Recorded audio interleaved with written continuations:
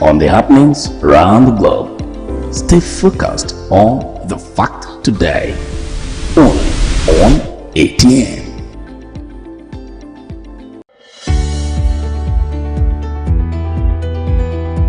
People into the country illegally. That is amazing. Honorable you human trafficker. Honorable they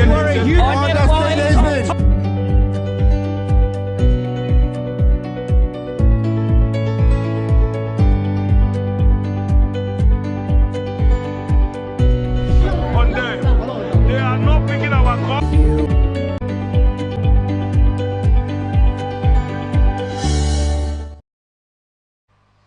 Good day, viewers, and welcome to yet another episode of Government and Public Service Reports on Atlantic Television Network here in the city of Port Harcourt.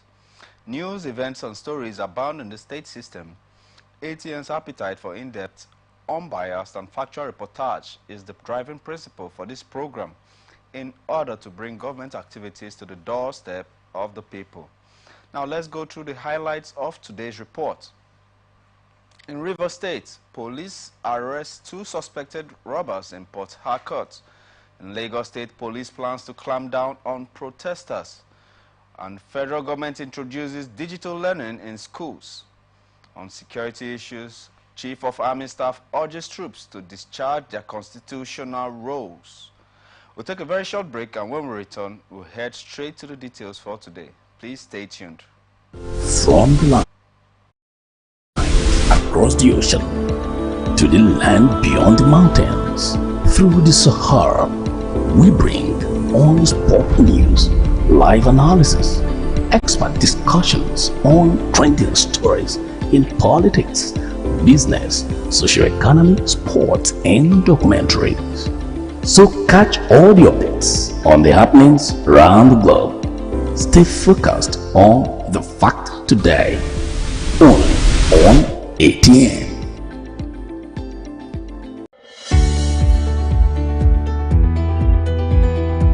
People into the country illegally. That is amazing. Honorable you human trafficker. Honorable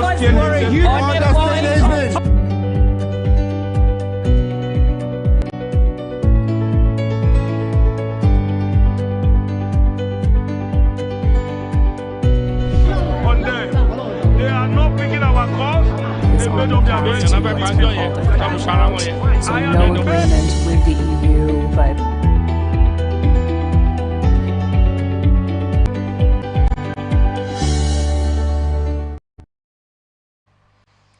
Welcome back, and now we dive into the details for today. The Rivers State Police Command has arrested 2 suspected robbers identified as Ikenna Obiko and Isichukwu Energy. The command's public relations officer, Grace Iringekoko, said in a statement that the 2 suspects were apprehended in the Olu Obasanjo area of Port Harcourt while riding a motorcycle. The police reports that they specialize in robbing victims of their money and property inside parked cars using specialized keys. They also admit to stealing parked motorcycles by using ignition wires to start them, as well as robbing unsuspecting bank customers of their money after withdrawals at banks and ATM centers. The 2 robbery suspects were recently involved in a robbery case involving an Indomie noodles vehicle where they took 100,000 naira from the driver. A statement further confirms that both suspects, now in police custody at the Borokiri police station, hail from Oguta in Imo State. While Ikenna is married to a wife and 2 children, Isichukwu has a wife and 3 children. Police investigations show that the suspects both relocated to Port Harcourt last year following the indigenous people of Biafra crisis in Imo State and other parts of the southeast. Meanwhile, River State Commissioner of Police Olatunji Disu has directed that 2 suspects be charged in court. There's more news, but don't forget you can connect with us and watch us on our ATN socials, Facebook and YouTube, Atlantic Television Network, Instagram and TikTok, Atlantic TV Network 1, on X, formerly Twitter, Atlantic TV Net, and watch us live on our website, atlanticnetwork.tv. Now we head on to operatives of the Nigerian Navy Forward Operating Base Ibaka in Akwa Ibom State have arrested 2 suspects and impounded their wooden boats laden with 5,100 liters of petrol.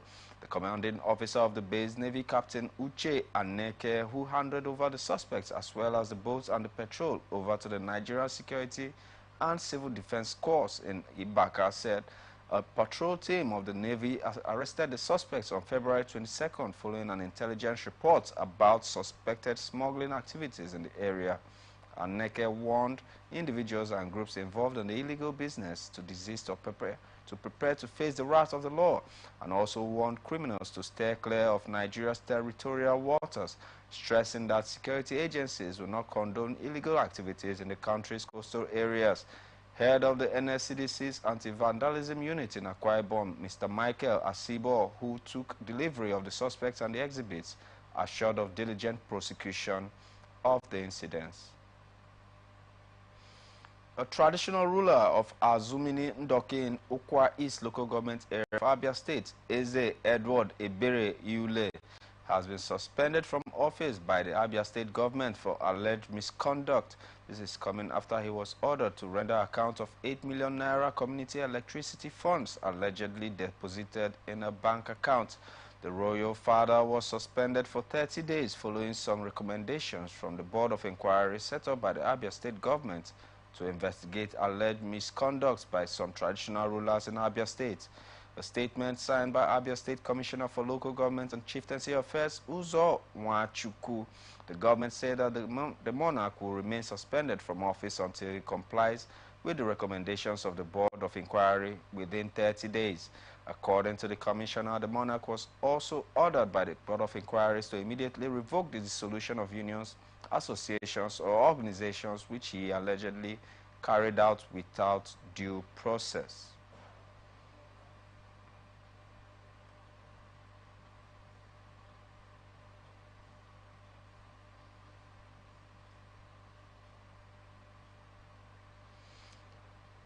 The Director General of Southeast Governors Forum, Senator Uche Ekwunife, has condemned the killing of the President General of Umoji in the Idemili North local government area of Anambra State. Chief Sylvester Onyema Ekwunife, a former senator representing Anambra Central Senatorial District, expressed condolences and condemnation of the dastardly act in a statement signed by the senior aspirants.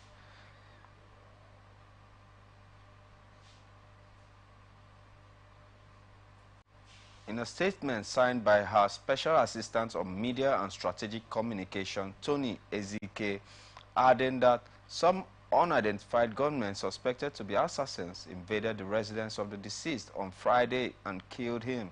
It was gathered that the hoodlums shot him right in the bathroom while he was taking his bath, and the incident threw the community into panic, forcing the residents to desert major roads, and the AK markets in the community, which used to bubble with activities, was also scanty after the attack.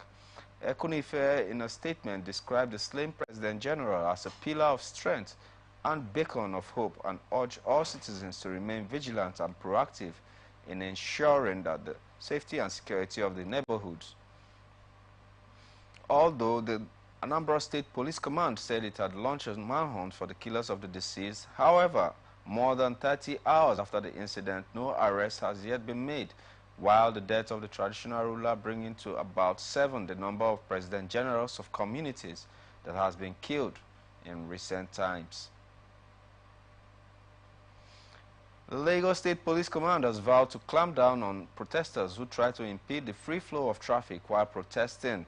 The command's public relations officer, Benjamin Hundeyin, said that the police are aware of the plan by some people to protest in the state and will ensure that necessary measures are put in place for the safety of the lives and property of the people of Lagos State. He stressed that nothing will hinder the free flow of traffic or peaceful environment to let citizens carry out their lawful duties. This is coming on the heels of protests breaking out from some states on the high cost of living and soaring food prices, which the demonstrators alleged was becoming unbearable. However, reacting to a proposed protest in the state, Lagos Police wrote on its X handle. The Lagos State Commissioner of Police, CP Adegoke Fayoade, has assured the people of Lagos State that the command has put necessary measures in place to ensure the safety of lives and property, free flow of traffic, and a peaceful environment for carrying out their respective lawful duties, and wants all intending protesters to avoid anyone found infringing on the rights of other Nigerians will be dealt with in accordance with the law. Adegoke also enjoined all peaceful, loving people of Lagos State to go about their lawful duties without fear of harassment or intimidation, reiterating that the adequate security assets have been strategically deployed to ensure their safety and security. Ogun State government has dissociated itself from the fraudulent message circulating on social media platforms, falsely claiming that Governor Dapo Abiodun is offering 10,000 naira cash palliative per person across the state. The scam message also provides a link urging individuals to apply for the said cash palliative and also share the information for others to benefit.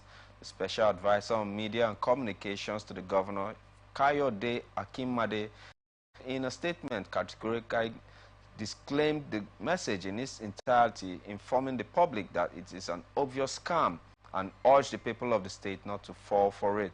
The administration of Governor Dapo Abiodun is committed to genuine alleviation of the suffering of the citizens and residents of the state through initiatives such as the numerous empowerment programs and policies that it has rolled out since 2019 and the 5 billion naira intervention scheme it announced recently, adding that the government has been providing financial support and other empowerments to enable traders, artisans, women, youths, and other beneficiaries to improve their enterprises and or establish themselves as self-reliant individuals. The government also warned that any attempt to access or provide personal information through the link poses a significant risk to individuals and explained that authentic information regarding government intervention programs and initiatives is disseminated through official channels, including government websites, press releases, and official social media handles. The statement also said that any information not originating from these official sources should be treated with suspicion and avoided. The Nasarawa State Governor Abdullahi Sule has commended the efforts of the Nigerian Army in its fight against terrorism, insurgency, and other security threats in the country. Sule gave the commendation at the 2023 West African Social Activities of the Nigerian Army's 4 Special Forces Command in the Doma local government area of the state, while saluting the courage and gallantry of the personnel of the command. The governor, who was the special guest of honor at the occasion, lauded the force for maintaining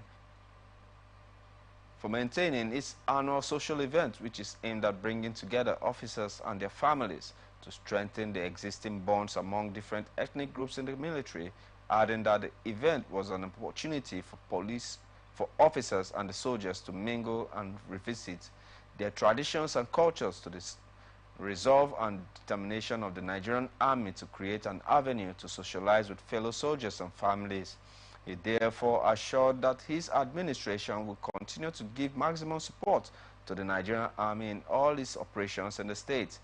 Earlier in his address, the commander of the 4 Special Forces Command, Doma, Major General Hilary Nzan, explained that the WASA was created to take officers and soldiers away from their routine regimented life to an atmosphere where they can unwind and relax freely with one another and civilians, and promised to sustain the fight against all forms of crime within the jurisdiction of the command, as well as the Nigerian Army's commitment to continue to remain responsive to the task of defending the country's territorial integrity. The Benue State government has ordered the 3 recently sacked local government council caretaker chairmen of Ukum, Boko, and Katsina Ala to vacate their offices with immediate effect.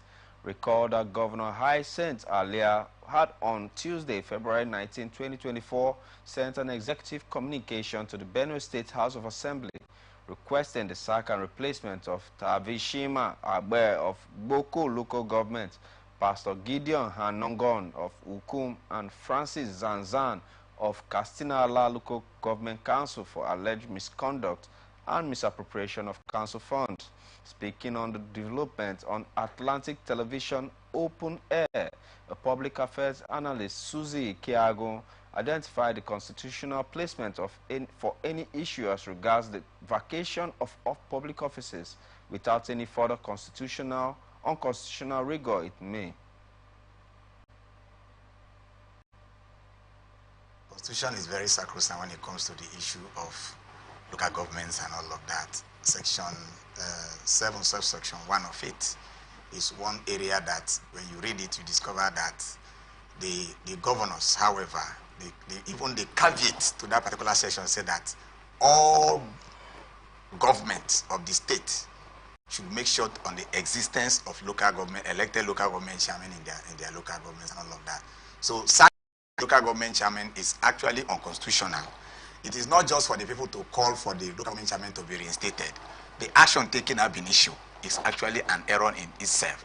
Therefore, I think the call is in the right place that the governor should do what is right to make sure that these local government people, chairmen, are being reinstated and short. In fact, election will be conducted whatsoever. It is not for him. Meanwhile, a socio-political analyst, Asim Adams, maintained that the issues of local government autonomy are clearly inscribed in the Constitution, and as such called on the state governors across the nation to ensure that they maintain the legal tenets of the rule of law and separation of power. All the matters that were brought before them on issues of local government autonomy. First of all was in 2015. I'm just trying to bring out refresh our memories from most recent.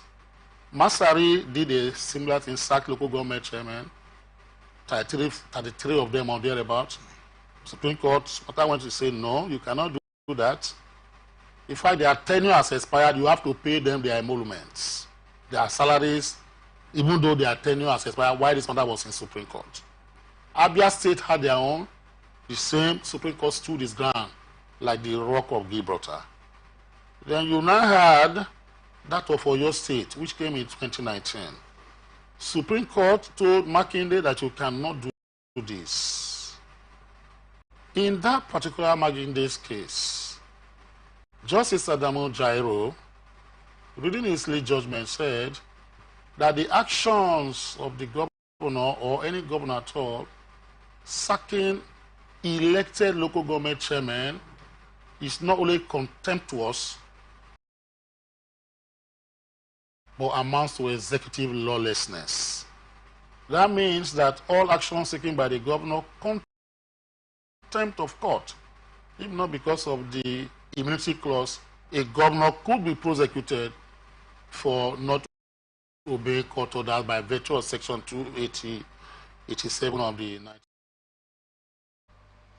And to other stories, the Benue State Governor, Reverend Father Hyacinth Alia, has inaugurated 3 caretaker committee chairmen to replace those recently sacked by the House of Assembly. Governor Alia called on them to justify the confidence reposed in them by being accountable and transparent while carrying out their responsibilities. The newly sworn-in caretaker committee chairmen are Honorable Vertulum Ava, Boko Local Government Area, Honorable Victor Iyoza, Ukum Local Government Area, and Honorable Justice Shaku, Kastinala Local Government Area. This is coming after 3 former council chairmen were removed by the Benue State House of Assembly on grounds of mismanagement and appropriation of local government's internally generated revenue, adding that with their appointments, they were to re-inject vibrancy into the local government administration. He also said local government, being the 3rd tier of government, was official to the operation of his administration since it plays a major role in the provision of social services to the people, and cautioned the council chairman against mismanagement of resources, admonishing them to provide the needed change in their respective council areas. Responding on behalf of the newly sworn-in caretaker chairman, Honorable Justin Shaku of Kastinala Local Government Area, expressed appreciation to the governor for the opportunity given to them to serve. Dozens of bandits are feared dead as a result of heavy fight between the two rival groups around Hayan Alhaji to Munhaye forest of Safi local government area in Zamfara state. According to Sanda, a group of bandits from neighboring Katsina state invaded some communities in Zamfara state intending to kidnap the residents, while the powerful and notorious bandit kingpin Ado Alero, who is an indigene of the area, intervened and refused to allow the rival bandit groups to kidnap the villagers. Sanda maintained that the two rival groups engaged in a gun battle which resulted in the death of several bandits from both sides, and stressed that the people of the area were currently trooping to the battleground to see the dead bodies of the killed bandits. He also added that there were over 20 motorcycles abandoned by the bandits at the place where the fight took place and were contacted for comment. The spokesperson for the State Police Command, ASP Yazid Abubakar, said that he was not aware of this development. The police command in Yobe State says suspected Boko Haram insurgents destroyed 330 kVA power transmission towers in the state. Spokesperson for the command, Dungus Abdul Karim, who disclosed this in Damaturu, said that the transmission towers supply electricity from Gombe to Yobe and Borno states, adding that the attackers used improvised explosive devices to blow up the facilities in the early hours of Saturday. He also said that the transmission towers are located at Kasasa, Damaturu local government area of the state, stressing that the towers were previously destroyed in December and were only repaired in January. Alright, you're still watching Government and Public Service Reports on Atlantic Television Network here in the city of Port Harcourt. We'll be back after this very short break. Please stay tuned. From the lines across the ocean to the land beyond the mountains, through the Sahara, we bring on sport news, live analysis, expert discussions on trending stories in politics, business, socio-economy, sports, and documentaries. So catch all the updates on the happenings around the globe. Stay focused on the fact today, only on ATN.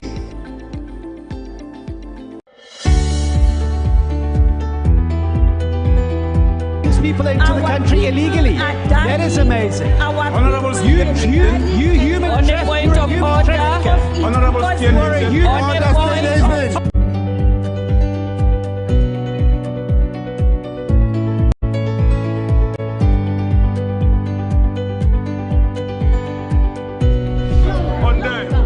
they are not picking our calls. They made up their minds. It's no agreement with the EU, but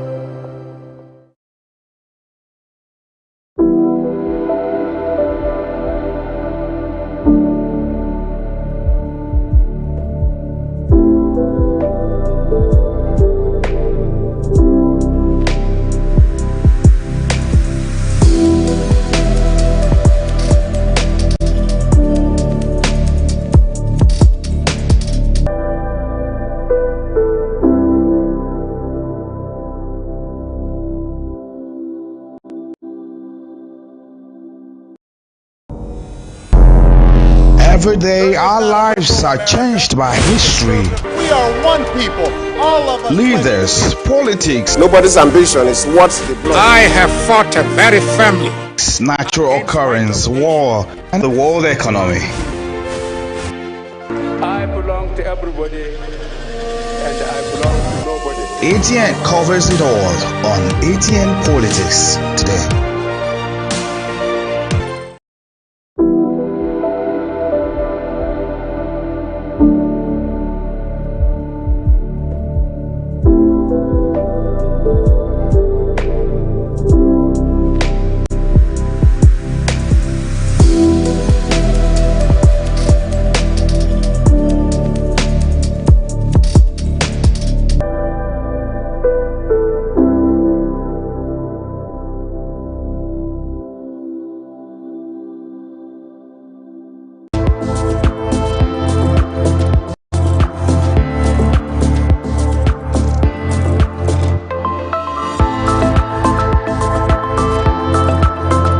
From the line across the ocean to the land beyond the mountains, through the Sahara, we bring honest pop news, live analysis, expert discussions on trending stories in politics, business, socio-economy, sports, and documentaries.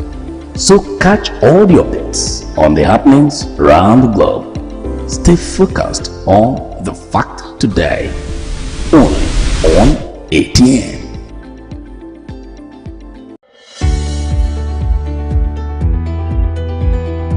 People into the country illegally. That is amazing.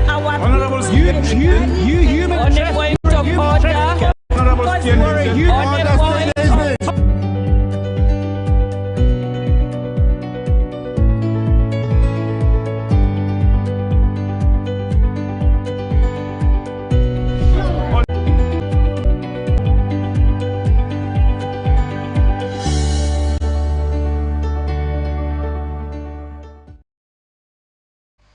Glad to have you back on Government and Public Service Reports here on Atlantic Television Network, right in the city of Port Harcourt. Now we'll get to the rest of our stories. Senator representing Federal Capital Territory, Senator Ireti Kingibe, has provided 2,000 joint admission and matriculation board forms for students planning to write the 2020 examination.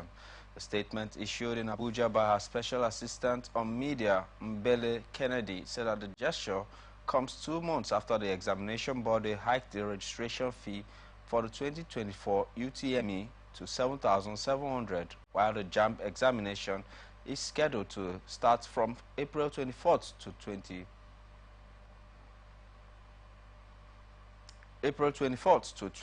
2024.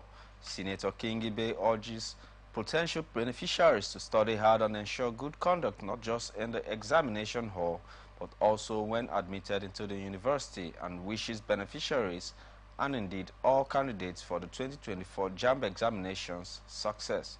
The FCT lawmaker also said that the kind gesture reaffirmed her promise for more interventions in the education sector, adding that they are part of her impact development programs in her Abuja constituency. Residents of the Federal Capital Territory, Abuja, are facing a daunting challenge with the skyrocketing cost of rent in the nation's capital. Some property owners in Abuja attribute this trend to the exorbitant cost of building materials. Landlords have expressed concerns over the steep increase in the cost of constructing new buildings in Abuja, which has surged by over 200% compared to the previous months.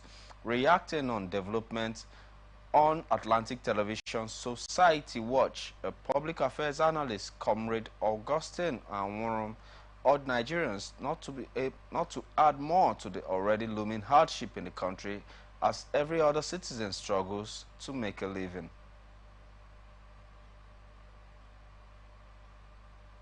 But you see, that's their assertion. Their assertion is a fallacy, and it's a fallacy that borders on the gen of petito principii, begging the question.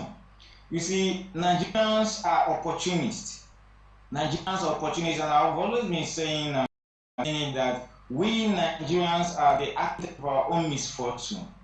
Every Nigerian, every negative situation in the country is an opportunity for them to amass resources, to grossly, scoop their own honey of the country and make the nation dry. Do you understand me? They don't care whose oils is God. They don't care at the losing end. That is Nigerians for you. Now, looking at the situation on ground now, I do not. These Nigerian nurses have dragged the Nursing and Midwifery Council of Nigeria to court over its recent circular for requesting verification of certificates for nurses and midwives to foreign nursing boards or councils. Also joined in the suit as second defendant is the Registrar and Secretary General of NMCN, Dr. Farouk Umar Abubakar. This is coming after the circular issued by Farouk on February 7, 2024, has been attracting mixed reactions from stakeholders, while the aggrieved nurses under the auspices of the Incorporated Trustees of University Graduates of Nursing Science Association approached a federal high court sitting in Enugu seeking a judicial interpretation of Farouk's action. The suit was filed by the counsel to the plaintiffs, Barrister Chijioke Eze, and the nurses are consequently praying the court to grant a general and aggravated damages of 5 million naira for strictures and discomfitures, and no date has been fixed for the hearing of the suit. Meanwhile, Eze, who disclosed this in Enugu State, said his clients went to court over alleged acts of impunity and arbitrariness perpetrated by Farouk, wherein acting under the auspices of his office, and has been issued circulars that are repugnant to the tenets of his office and repugnant to the extant law that established the nursing profession.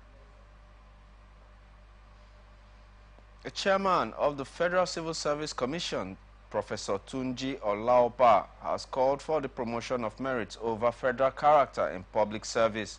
Olaope said that the country's civil service must abandon the practice of favoring federal character over merit, adding that getting the best from the civil service requires a shift in this approach.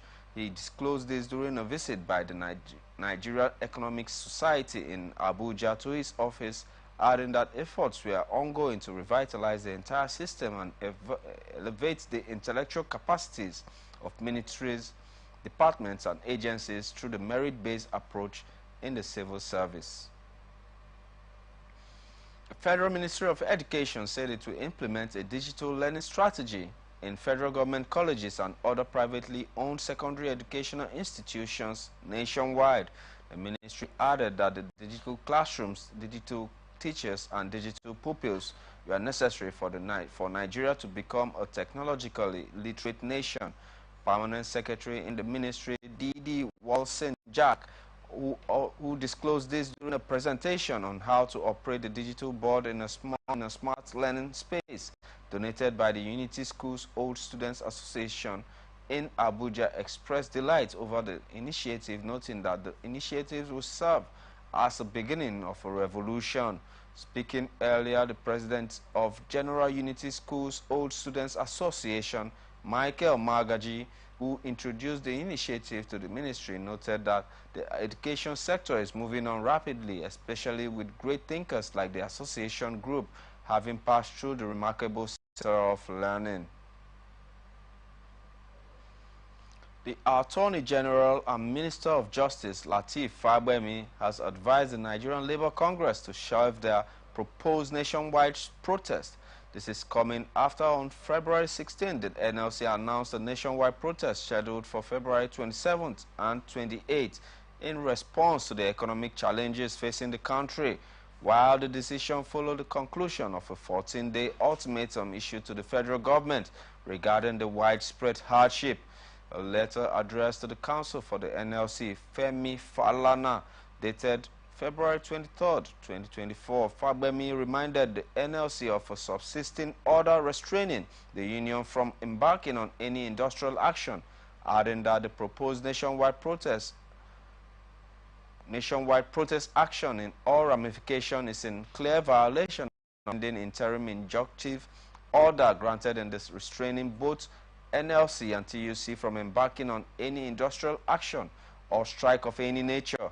Fagbemi in a letter said that it was not in doubt that the planned protest was was designed to compel the government to accede to the demands of organized labor, adding that such action, qualified as an industrial action, comes within the ambit of the restraining order, which he said he had neither been stayed nor set aside and therefore remains binding, stressing that the government had substantially met the demands of the union as contained in the Memorandum of Understanding entered with the NLC.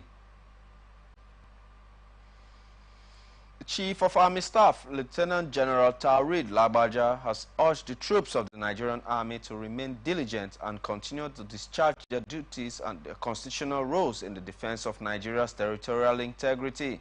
Captain Nuruddin Bello, Acting Deputy Director, Army Public Relations, Headquarters, Nigerian Army Electrical and Mechanical Engineers, in a statement said that the Chief of Army Staff made the assertion during a keynote address at the just concluded Joint Nigerian Army Combat Service Support Course and Nigerian Army College of Logistics and Management End of Year 2023 West African Social Activities, popularly known as WASA. According to the statement, the Chief of Army Staff, who was ably represented at the occasion by the General Officer Commanding 81 Division, Major General Muhammad Usman, commended the efforts of the Combat Service Support Corps and NACOM for maintaining the long Nigerian Army tradition of the annual WASA and enjoined them to translate the synergy into effective and efficient service delivery of the combat service support in the field. The Chief of Army Staff further gave his continuous and robust support to the Combat Service Support Corps, enabling it to sustain and enhance its capacity and capabilities in the year 2024. Earlier in his welcome address, the Corps Commander, Nigerian Army Electrical and Mechanical Engineers, Major General Hassan Tafida, on behalf of the Combat Service Support Corps and NACOM, thanked God for the event and welcomed the special guest of honor, Lieutenant General Taurid Labaja, and also thanked the Chief of Army Staff for graciously granting approval and providing the resources for the joint WASA. General Tafida averred that in the outgoing training year, the Combat Service Support Corps had contributed immensely to the overall success and recorded by the Nigerian Army operations in the Northeast, Northwest, and other operations in the country, such as the ex-Golden Dawn, ex-Stillwaters, amongst others, stressing that the exercises have gone a long way in curtailing criminal activities across the country and further encourage the Combat Service Support Corps to redouble their efforts to better logistics support to all Nigerian Army activities in the year ahead. The Economic and Financial Crimes Commission has advised the Presidency, the Federal Judicial Commission and other ministries, departments and agencies to submit their anti-corruption strategies as part of the agency's efforts to stop the abuse of contracts. The EFCC said all the MDAs have until March 1st to submit their strategies to the anti-graft agency. The directive was contained in a separate letter to the Chief of Staff to the President, the Permanent Secretary, State House, Aso Rock Villa, the Chairman, National Assembly Commission, and the Secretary, Federal Judicial Service Commission, while the EFCC said that the directive was in line with the President Bola Tinubu's agenda to tackle corruption in the MDAs. The launch of the Fraud Risk Assessment Prevention and Control Project for MDAs by the President in January. Minister of Power Adebayo Adelabu says that despite the huge investment of the federal government in the power sector, the sector has remained underutilized. Adelabu spoke after inspecting the Benin Electricity Generation Company power plant in Ihombe under the Niger Delta Power Holding Company, assured that his ministry will push for the removal of all hindrances that prevented the power plant from operating maximally and put it at disadvantage against plants owned by the private sector. The minister said that the government has invested so much money in the energy sector and still battling with issues of flight, and assured Nigerians that all problems in the sector will soon be a thing of the past. Counsel to the Nigerian Labour Congress, Femi Falana, says that the proposed nationwide protest by the union does not amount to contempt. According to him, after withdrawing the contempt proceedings against the NLC and TUC for their protest on August 2nd, 2023, the federal government's subsequent threats of contempt against the NLC for organizing another protest on February 27 and 28, 2024 to protest the rising cost of living appears contradictory and inconsistent. Falana also said that the proposed public protest of the NLC is not contemptuous of the two ex parte orders of the National Industrial Court, adding that in a letter dated February 24, 2024, addressed to the Minister of Justice and Attorney General of the Federation, Lateef Fagbemi, Falana insisted that the issue of contempt does not arise as the NLC had challenged the jurisdiction of the National Industrial Court to entertain the substantive case. On the same day, the President of the National Industrial Court, the Honorable Justice Benedict Kanyip, granted an ex parte order to restrain the NLC and the TUC from embarking on the planned strike. However, his lordship directed that the case file be transferred to Justice Olufunke Yemi Anuwe, who is handling a similar labor dispute between the same parties, while the TUC and NLC challenged the competence of the fresh suits on grounds that it constitutes a gross abuse of court processes inter alia, and the application has not been heard and determined by the National Industrial Court.